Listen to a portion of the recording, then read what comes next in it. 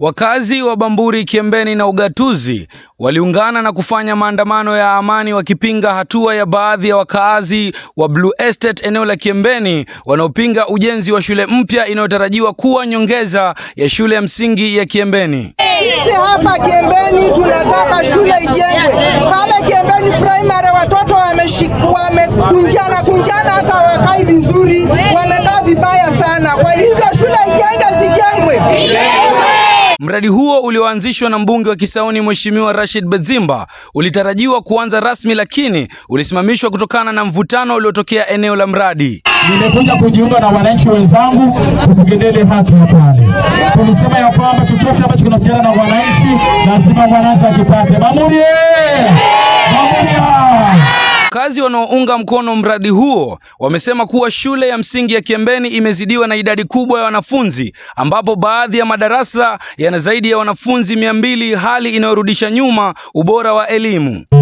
Watu wa Blue Estate, kama mtoto wako unampeleka Fairfield, unampeleka Little Star, sisi wengine ni watu wa jua kali. Mtoto wetu sisi tunapeleka Kiembeni.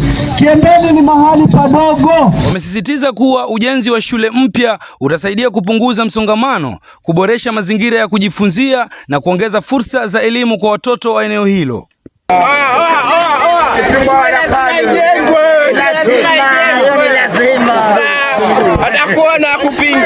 Kwa upande mwingine, baadhi ya viongozi wa jamii wameendelea kuhimiza amani na maelewano miongoni mwa wakazi wa Bamburi, Mtopanga, Blue Estate na Kiembeni. Hapa tumekuja ili kutetea maisha ya watoto wetu katika siku za mbele, si ndio? Na katika kutetea haki ya watoto wetu, sisi ni wazazi.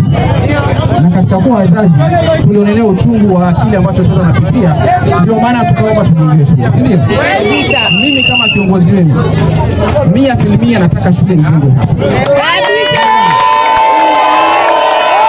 MCA wa eneo hilo Patrick Mbele alijiunga na wakazi na kuwataka kudumisha utulivu, akisisitiza kuwa maendeleo hayawezi kupatikana kupitia vurugu. Ameunga mkono ujenzi wa shule hiyo chini ya mbunge Rashid Bedzimba na kusema kuwa miradi ya elimu inapaswa kupewa kipaumbele, kwani inaleta mustakabali bora wa jamii. Nikiripotia Shanzu TV, jina langu ni Davis John Kahinde. Wapi? Bamburi! Bamburi!